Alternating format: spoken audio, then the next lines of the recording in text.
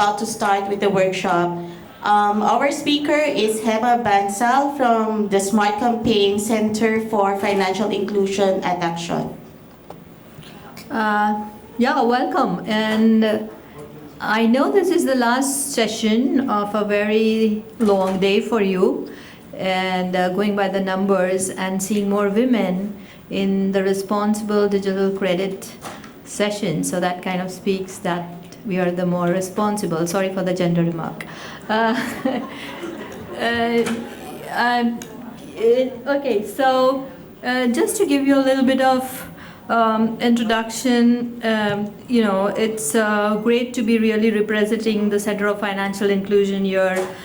So what we are, just two lines, that we are an independent global think tank housed at Axion International, which is an international NGO based out of Boston, headquartered in Washington, and the CFI is at Washington, D.C. So we really do not represent any work or any one country. We do research across the globe and highlight emerging good practices and interesting innovations that really happen. Sorry, do I get to change the slides? Okay. So this is where, thank you. So this is a little bit more on what we are and how we've kind of made our journey. We started in 2008 with, after the US subprime crisis, there was this whole need felt to start to focus on consumers afresh, and that's where there was a Pocantico declaration, and we started with the consumer protection. Previously to 2008, what really happened that most of the codes of conduct which the networks had, they were more on paper, but a unified effort was made to really kind of bring that whole into practice and kind of create a certain benchmark in terms of standard sets for consumer protection. So that's where we started our journey. We then moved on to, we then moved on to 2009 when we launched the Center of Financial Inclusion. Then the CPPs were launched. I don't know, how many of you know the consumer protection principles? One, two. Okay, two of you. So that speaks of the change in where campaign is moving towards and the new audience that we are trying to target. So great. So we'll be talking about the consumer protection principles a little bit more in depth. So these are basically the principles that are at the backbone of what we call the consumer protection framework, and they basically drive the whole, they drive the consumer protection within all the institutions that work. So we started off with traditionally microfinance institutions and then moved on with only credit standards. After that, we kind of evolved over a period of time. Then we started getting it, we realized that the industry is changing. The microfinance institutions have started to provide savings. And then also, so there is not only an downscaling, but there's also an upscaling happening. So microfinance institutions are changing. The banks are also kind of moving into the space, targeting the bottom of the pyramid population. So we needed to work more largely with the financial service providers. So the consumer protection principles were then kind of extended to the financial service providers. We also realized that it's not only digital credit per se, but we also needed to target, or we needed to create certain benchmarks and standards for other products, like the savings and the payments, the insurance and remittances and pensions. So we moved into that domain. We started creating some standards for different products. So the standards are by product. And then lately what we've seen, this whole disruption about digital finance, the fintechs as such have come in, the space is kind of changing rapidly, and that kind of led to a change in the way that we kind of started thinking and thought that we really wanted to kind of focus on the digital credit also. And that's where in 2019 we launched the digital credit standards.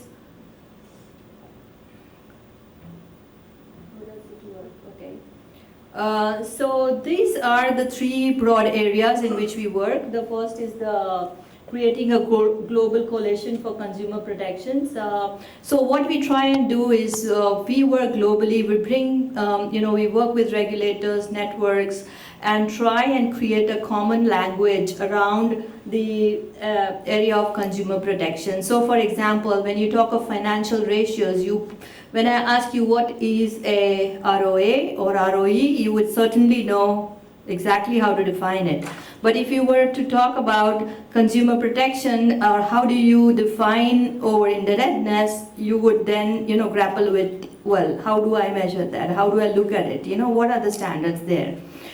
So we're trying to set a common language where we call it standards that really kind of seep through in terms of how you define the consumer protection space or consumer protection framework.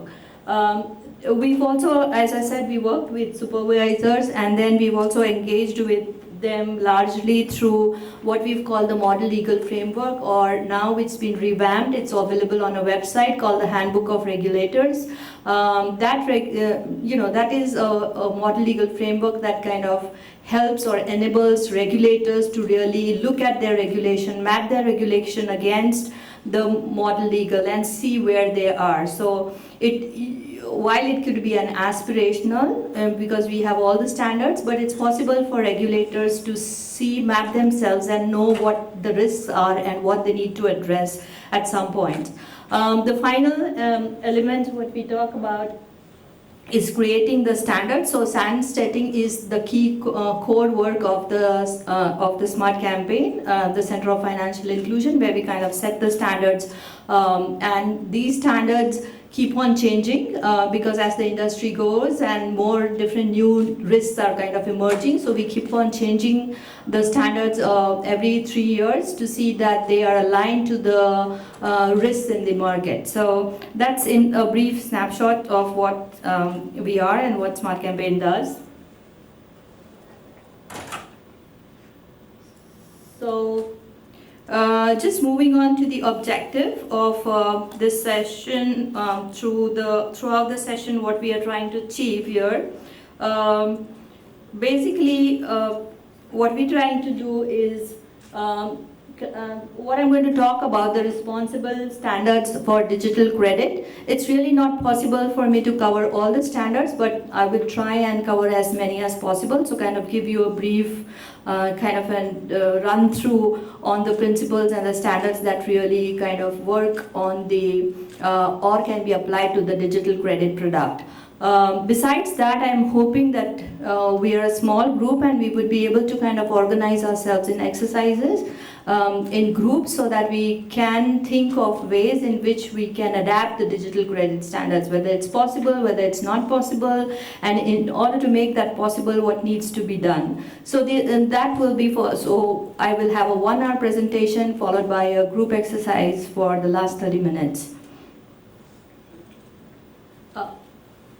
So here you come at the digital credit approaches. So when we look at the digital credit approaches, I'm sure there are many more models, but these are the two very simple models that I have here. The first one is a direct, the direct to an individual or an SME requesting for a cash from a FSP or a fintech, while the second one shows you an indirect approach where it's through a merchant acquirer or a distributor. The idea of kind of showing this slide to you is to just make you think that I'm sure that there are many more models, more complicated than what you see here.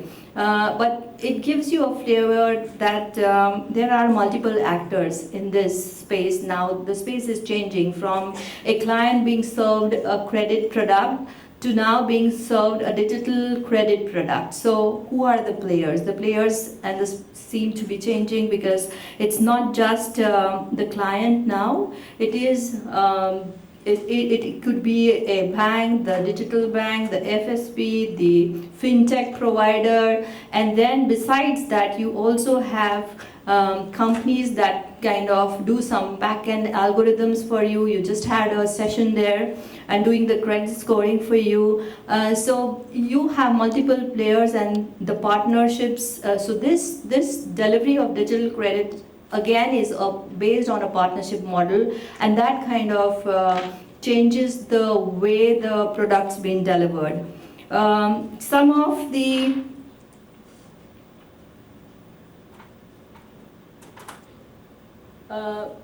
so just kind of highlighting, so why do we focus on digital credit?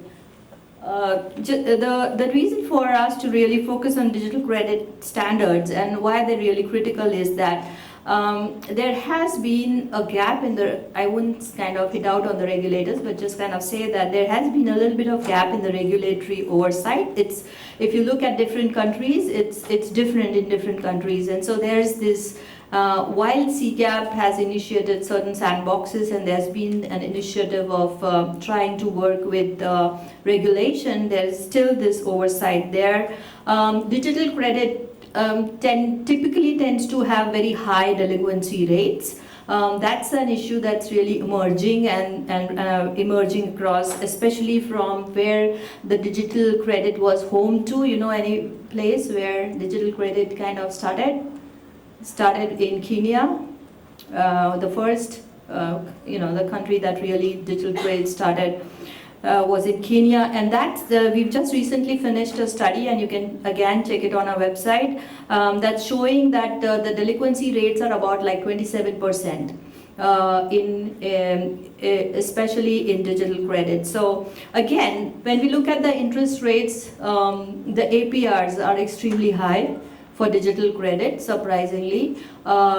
They kind of range from like 62, we've seen something like 92, and even going up to 150. So again, digital credit is an expensive product just because the risks thereof are higher, and that's why service providers are tending to charge these high rates of interest, but still a lot of research needs to be done on that. There's a lack of channels to understand the needs of marginalized customers. Really, what kind of products should we create for people? Because is it a mono product? Do people do fintechs and do the FSPs who've really or the financial institutions really know their clients well? There's severely, there's inadequate customer protection practices are not in place, and there's a confusion or dissatisfaction in the experience due to the low touch approach. So those are some of the issues that are at the heart of the digital credit product, and that's the reason why we are trying to see if we can set up some standards that can bring some protection to the consumers. I know that, I was just discussing with somebody from ADB, I think Arup was here, that we don't have many, I don't know, how many fintechs we have in this course? Okay, one, that says it all. 2, 3, wow, those must be the responsible ones, I'm sure. But just that at this point, everybody is riding up high on the wave of doing more business and algorithms and all the fascinating stuff, but so who cares about responsible digital credit? But so glad that few people, it begins with very few, and I'm sure they will become the torchbearers for us to take this to the next level. Just to talk about the consumer protection principles. So we have the 7 principles which are the backbone of consumer protection. We have the appropriate product design and delivery, the prevention of over-indebtedness, transparency, responsible pricing, fair and respectful treatment of clients, privacy of client data, and complaint handling and resolutions. For this presentation, I will not be touching on responsible pricing. However, that is not to say that it is not very important, but even though it's extremely important, the data is very, very fragmented. We're still working around that principle and the standard. So it's going to take us some time to kind of figure out what's responsible and what's not responsible. So where do we kind of set the benchmarks? So what are the digital credit standards? So we have the 7 consumer protection principles. Now, if you want to comply with, or if you want to see if an institution is, or FSPs or fintechs are complying with this standard, what you need to look at is these 24 standards, and these 24 standards are then again broken kind of into 92 indicators. So for each standard you might just have 1 or 2 indicators that might be defining that specific standard. So my discussion is going to be only at the standard level. So let's look at how are we trying to see that standards are meant to advance practice for a variety of providers. If you look at digital lenders, what should they be concerned about? They should be concerned about all the principles that begin from the first to the last one, prevention of over-indebtedness to complaint resolution.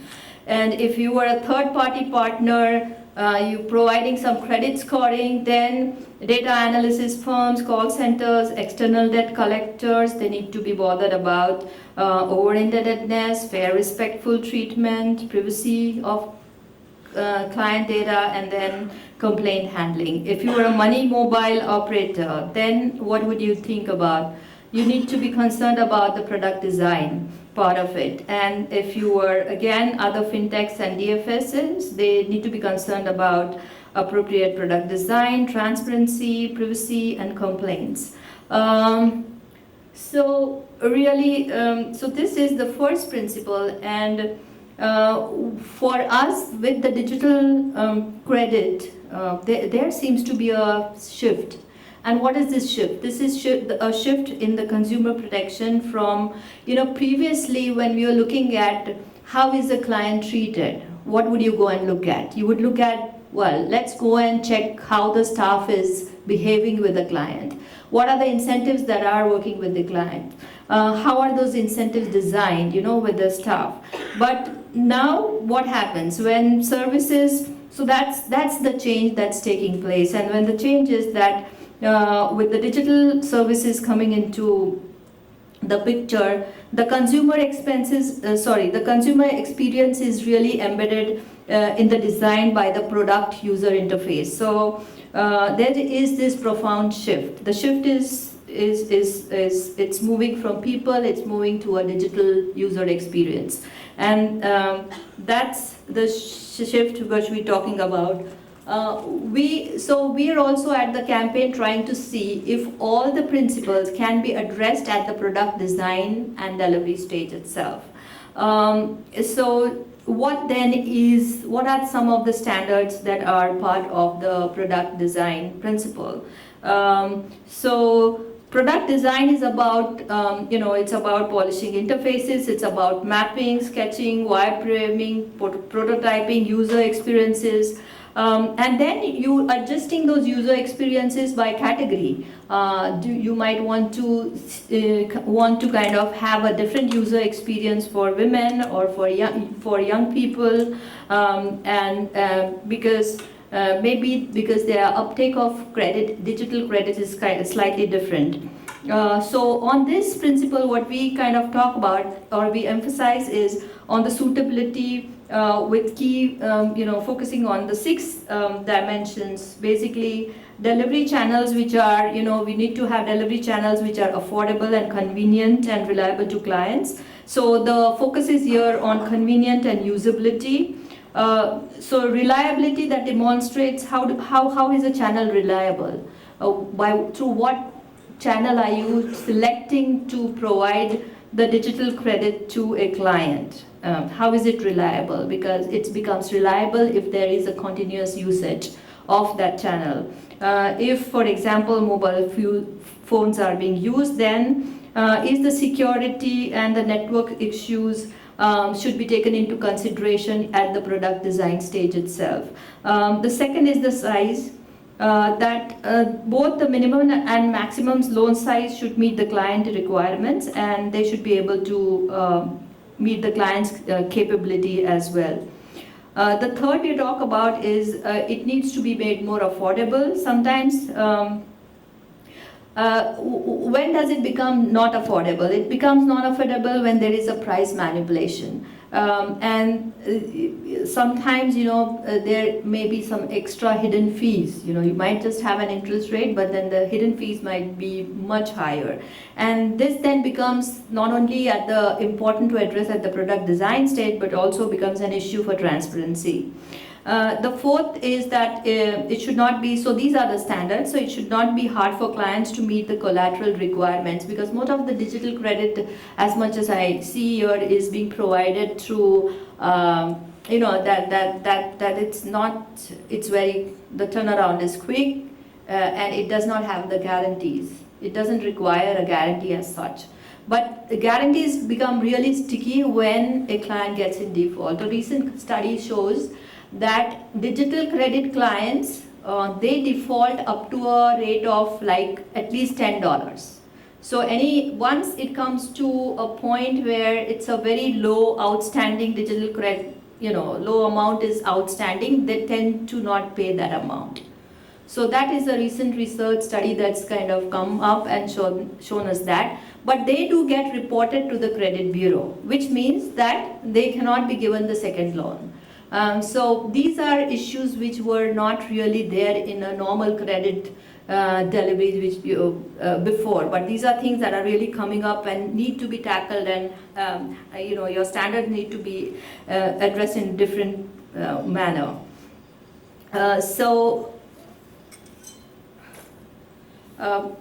Just one, I think, last point I want to make here is that so clients really, when you're talking about digital credit, clients really need to be having the ability to effectively work with technology. So in case clients are not able to make good use of technology, they're not technology savvy, what happens then? Their uptake is less. And that's where, when you talk about financial literacy, or as CFI is more now advocating financial capability versus literacy, and we'll talk about it, I'm talking on a panel on 6th, that financial capability really kicks in over here. And this next standard, as you see on the slide, is more about,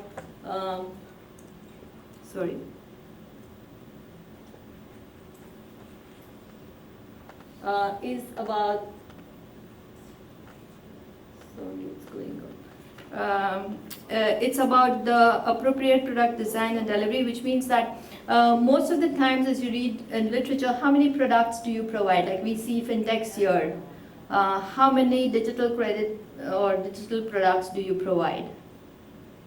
We provide alternative scoring capabilities, not lending. Not lending. Any others with remittances, cash in? Yes? 4? Can you name them? Cash loans and sales finance. Cash loans and self-finance. Clients finance. Okay, great. Any more fintechs or banks or microfinance institutions who've adapted digital? No. Only cash loans, right? So typically, if you see, it begins with a very small one mono product. When you are especially delivering any kind of a fintech enabled product, what you tend to do is you provide only 1 or 2 products. But then it's important that you are able to, over a course of period, try to and diversify the choices for clients, and kind of not only work on credit or lending products, but also include products that create safety nets for them, that are like savings, that insurance, and then voluntary insurance or payment. So those products are also extremely critical, and that fintechs also need to focus on all these products.